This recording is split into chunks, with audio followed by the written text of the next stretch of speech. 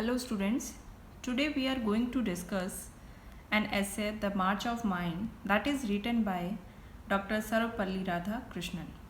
This essay is included in the syllabus of BA Part 3rd in paper 2nd. Sarvapalli Radhakrishnan is a name that needs no introduction. He was born on 5th September 1888 and died on 17 April 1975. He was an Indian philosopher, academician, and statesman who served as the first Vice President of India from 1952 to 1962 and the second President of India from 1962 to 1967. One of India's most distinguished 20th century scholars of comparative religion and philosophy, after completing his education at Madras Christian College in 1911, he became assistant professor and later professor of philosophy at Madras Presidency College, then subsequently professor of philosophy at the University of Mysore.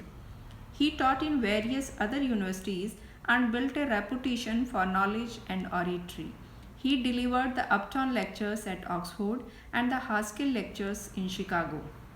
He has been influential in shaping the understanding of Hinduism in both India and the West and earned a reputation as a bridge builder between India and the West. His first book, The Ethics of the Vedanta and its metaphysical presupposition, established his fame as a philosopher.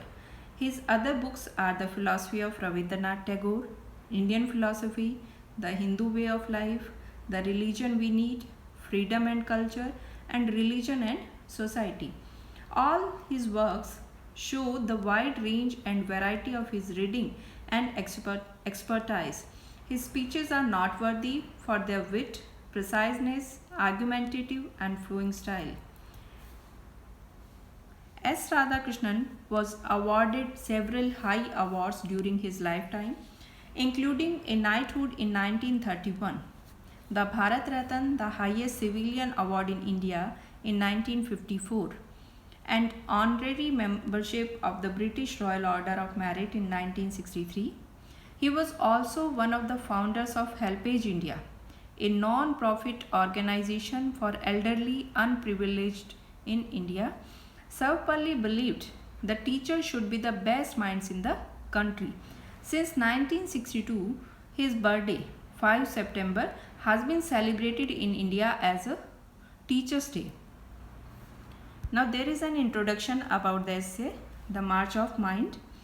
In this essay, Dr. Radhakrishnan discusses the problems of India after independence and lays stress on a balanced growth of the individual through education, कि कैसे education के द्वारा एक balance growth individual की जा सकती है, उस बात को इस ऐसे में फोकस किया गया है. He proposes that the responsibility lies with the universities for training the youth and teach them to approach the problems of life with fortitude, self-control, and a sense of balance, which the new conditions demand. He cautions students to adopt a purpose in life.